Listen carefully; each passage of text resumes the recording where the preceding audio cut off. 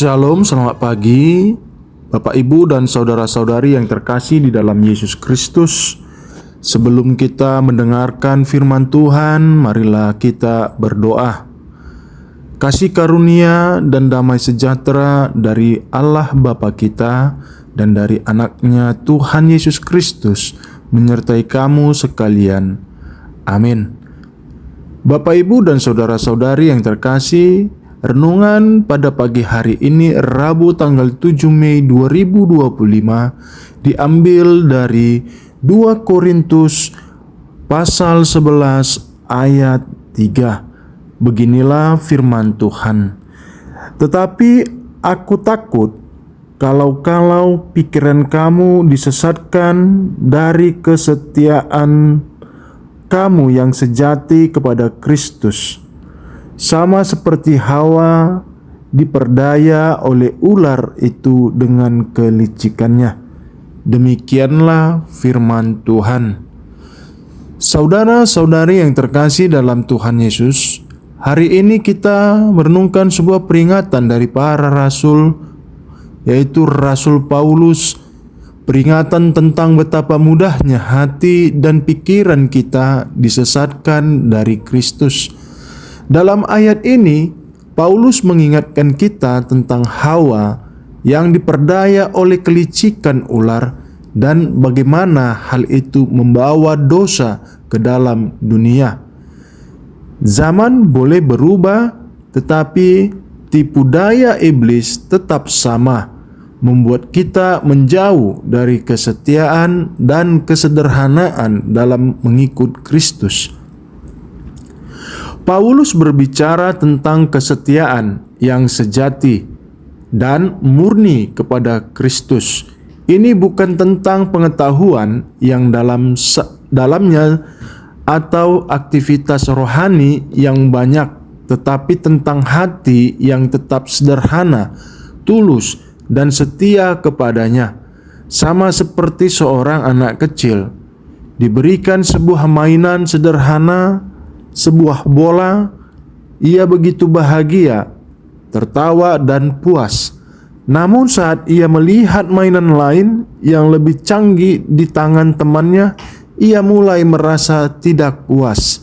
Ia mengejar mainan itu dan akhirnya kehilangan bola yang dulu sangat ia sukai. Kita pun seperti anak itu. Dalam iman kita kepada Kristus, kita mulai dengan kesederhanaan dan sukacita.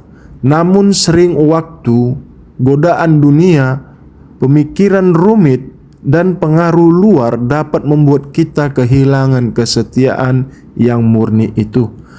Paulus menyebut ular yang memperdaya Hawa bukan dengan ancaman, tetapi dengan kelicikan. Iblis tidak selalu datang dengan terang-terangan, tetapi seringkali membungkus kebohongan dalam kemasan yang menarik dan masuk akal. Sama seperti seseorang yang sedang diet untuk menjaga kesehatannya, ia bertekad kuat untuk tidak makan makanan manis.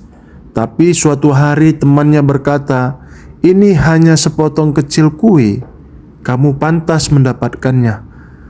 Tanpa sadar ia pun menyerah dan akhirnya kebiasaan lamanya kembali. Kita pun bisa dengan mudah tergoda untuk sedikit berkompromi dalam iman. Awalnya tampak tidak berbahaya, hanya sekali saja, tidak apa-apa. Tetapi lama-lama kita menjauh dari Kristus. Paulus khawatir akan pikiran jemaat yang disesatkan. Pertempuran utama kita adalah dalam pikiran. Apa yang kita percayai, pikirkan, renungkan. Jika kita tidak menjaga pikiran kita, membiarkannya dipenuhi dengan hal-hal duniawi, gosip, kecemasan, kebencian, maka kesetiaan kita kepada Kristus akan terganggu. Kita perlu mengisi pikiran dengan firman Tuhan dan sebenarnya setiap hari. Saudara yang terkasih, hari ini Tuhan mengingatkan kita untuk kembali kepada kesetiaan yang sederhana kepada Kristus, bukan sekedar aktivitas rohani, tetapi hati yang melekat kepadanya.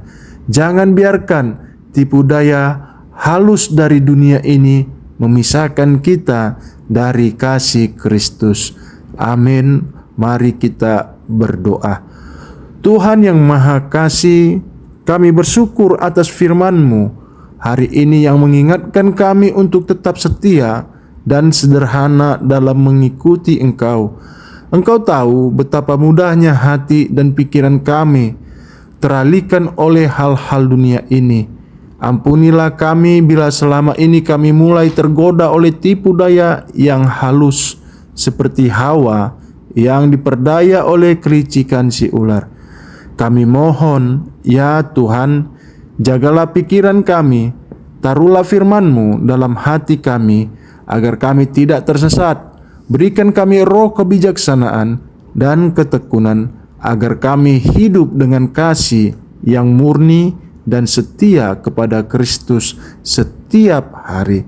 Tolong kami untuk terus memandang kepadamu, berjalan bersamamu, dan menjadi terang di tengah dunia yang gelap.